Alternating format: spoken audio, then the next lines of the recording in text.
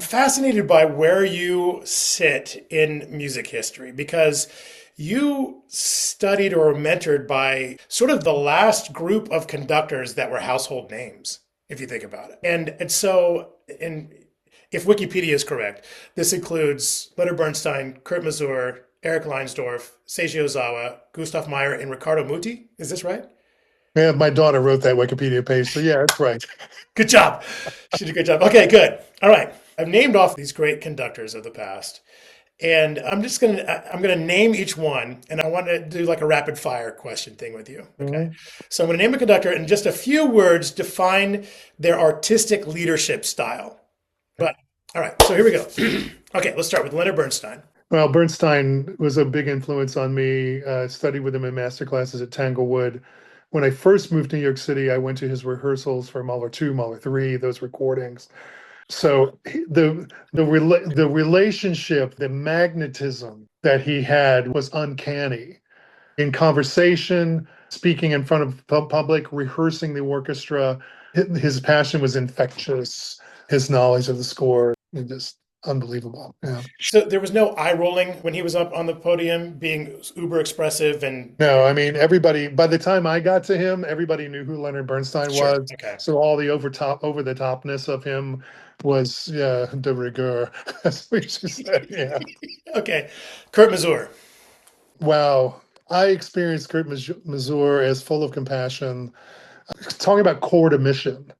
Like he, into the depths of his soul, not only understood the composer but communicated the composer. Not everybody experienced him this way because he had rough edges in front of the orchestra and even towards some of the assistant conductors that he had. Fortunately, was not a recipient of that, but a man of deep conviction. Hmm. Okay. Leinsdorf. Uh, um, That's going to be the clip that I'm going to use to promote this video. I mean, I went to seminars of his. I mean, we're talking early '80s here, both Interlochen and Tanglewood. Like, really considered himself to be the be all end all, you know, of everything. I don't know, and I was very young and very impressionable, so I took him very seriously. And the older I got, the less seriously I take him. Enough said. Okay, cool. Seiji Ozawa.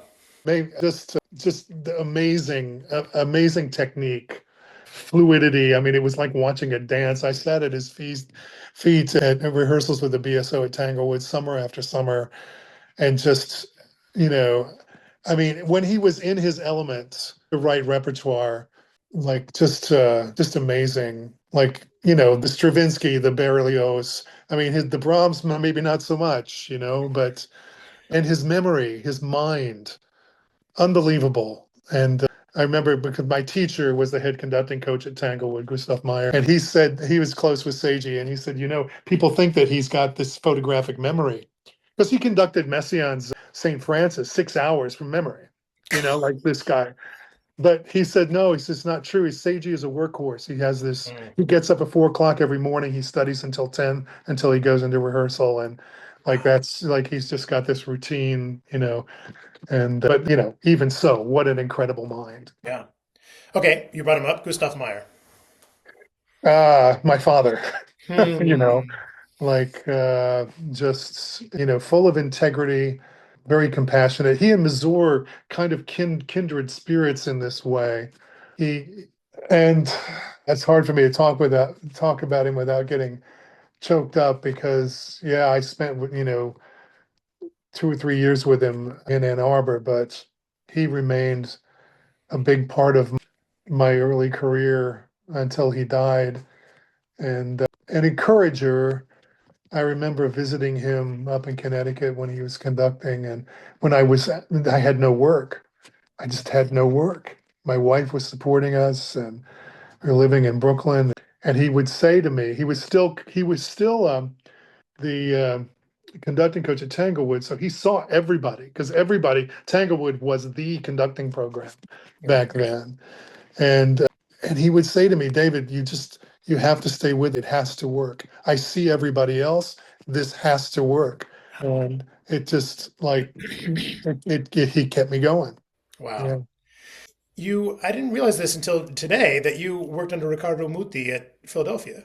Worked under is maybe a little too strong. Okay. When I finished, when I was finishing my master's in Ann Arbor, I wrote to five conductors and basically asked if I could come spend a year, you know, sitting in their rehearsals and learning. And all five of them said yes. All Wow. five of them. We're talking to Charles Dutoit, Andre Previn, Wow. and but I was enamored of Muti. So I did spend a year in Muti's rehearsals in Philadelphia, and just like consummate knowledge of the score. The relationship he had with the Philharmonic was one of total respect. His management of rehearsal and times of rehearsal, I learned so much about rehearsal technique from him that year. Interpretation, not so much. Okay. Depth, that I got that from Azur, Yeah. Yeah. not from Muti so much, but like I say, it was more like an apprenticeship. He was Yeah. happy to have me there. Yeah. He was happy to talk to me, That's but really cool. he wasn't going to invest a lot. So Okay. yeah. Okay. So last question. 40 years from now, somebody is having a similar interview with somebody that you mentored. What do you hope they say about you? That I help them, you know. I mean, I try to do that. Like I said, I don't teach conducting, but I would say the closest I come is our assistant conductors here. We've had three of them since I've been here, and they're moving on. And it's not, I don't teach them, but I try to lead by example, and I'm always available to answer questions and, have a beer after rehearsal or something. That's Yeah. where the best conversations happen anyway. Yeah. Well, Yeah.